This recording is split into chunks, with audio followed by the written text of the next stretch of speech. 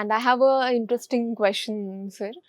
అసలు వంశీ గారు lunch breaks అన్నవి అసలు ఇవ్వడం ఇవ్వడం మర్చిపోయో లేకపోతే అసలు ఇవ్వరు అని చెప్పి, అండ్ ఆ పాయింట్ ఆఫ్ టైంలో అసలు పాపం మీరు ఆకలికి తట్టుకుంటూ అయినా షూట్ చేస్తూ అదే కదా passion passion passion passion work.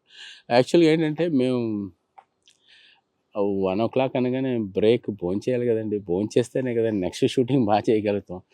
యాక్చువల్గా నాకేంటంటే బాగా ఫైండ్ టైం అంటే నాకు ఒక యాక్చువల్గా చెప్పాను కదా, పైలట్ అవ్వాలనుకున్న క్యాండిడేట్ కెమెరాలోకి వస్తే ఎలా ఉంటుంది, ఎందుకంటే పాయింట్ ఎవ్రీ మినిట్ ఈ టైంకి బ్రేక్ఫాస్ట్ అవ్వాలి, ఈ పాయింట్కి లంచ్ అవ్వాలని ఒక మైండ్ సెట్ ఉంది. అది అస్సలు ఏ రోజు అండి 160 days షార్ట్ ఫిల్మ్ ఏ రోజు సరిగా లేదు. ఒక్కోసారి భోజనం చేయకుండా లంచ్ చేయకపోతే చచ్చిపోతామా, చేయొచ్చు కదా అంటాడు. ఇది ఎక్కడ కూడా అనుకుని నేను చాలా టెన్షన్ పడేవాడిని. సో లంచ్ అనేది మాకు ఆలోచన ఉండేది కాదు అసలు.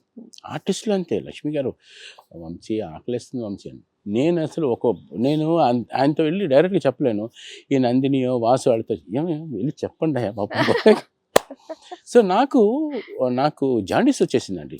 అయ్యో, ఐ బికమ్ వెరీ సీరియస్. 106, 107 మీకు మురారి పందిరి మంచంలో ఒక సీన్ ఒకటి ఉంటుంది. అన్ని ఆ రూమ్లో బెడ్రూమ్ సెట్ వేసాము, అందుట్లో పందిరి మంచం అంతా రెడీ చేసేసారు.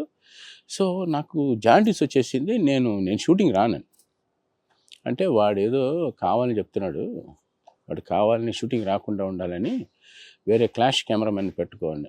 నేను అన్నాను, నేను చేయలేను, నాకు ఆల్రెడీ ఒళ్ళు మండుతుంది, ఏది భోజనం సరిగా ఏదో ఒక రకంగా ఇది ఒక రోజైనా షూటింగ్ ఆగిపోతే తెలుస్తుంది అప్పుడు ఏంటనేది, నేను ఎంత కష్టపడతానని మనసులో అనుకుని నేను షూటింగ్ నిజంగానే నాకు 107, 106 ఫీవర్ ఉంది. దీన్ని కలిపి నేను రాను అని చెప్పాను. అనగానే నాకు కారు వచ్చింది. నేను రానని చెప్తున్నా నాకు కారు వచ్చింది అంటే వంశీ గారు ఎక్కించుకురమ్మన్నారు. ఇదేంట్రా బాబు అంటే, నేను అప్పటికి భయం, ఇంకా కారు వచ్చింది మనం వెళ్ళకపోతే మనం ఇండస్ట్రీలో బ్యాడ్ మార్క్ పడిపోతుంది అని చెప్పి అంత డిసిప్లైన్ కదా. అయ్యో ఎందుకు వచ్చిందని అంత ఫీవర్తో ఎక్కేసాను. వెళ్ళిపోతే వీళ్ళందరూ అసలు ఏమండి డైరెక్టర్ గారు నిజంగానే వాడికి ఫీవరు అంటే, ఏముంది వాడు పడుకోమను, ఆ షార్ట్ చెప్పమాను, వాడి బదులు ఎవడో ఒకటి ఆపరేట్ చేస్తాడు అని నేనే. సో 106లో ఆ మంచం మీద పడుకుని చలి విపరీతంగా పడుకుని ఉంటే షార్ట్స్ చెప్పేవాళ్ళు, నేను లైటింగ్ చేసి అలా వచ్చి మళ్ళీ పడుకునేవాడిని. షార్ట్ అయిపోయిన తర్వాత వాడిని లేపండి అని మళ్ళీ నేను లేచి వచ్చి మళ్ళీ షార్ట్ చేసేవాడిని. సో ఇలా చేస్తే చచ్చిపోతానంటే పాప నేను అది చెప్పడానికి నాకే బాధగా ఉంది.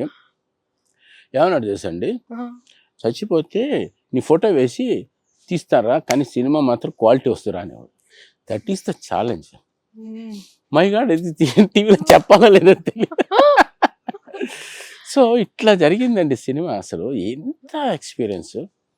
అసలు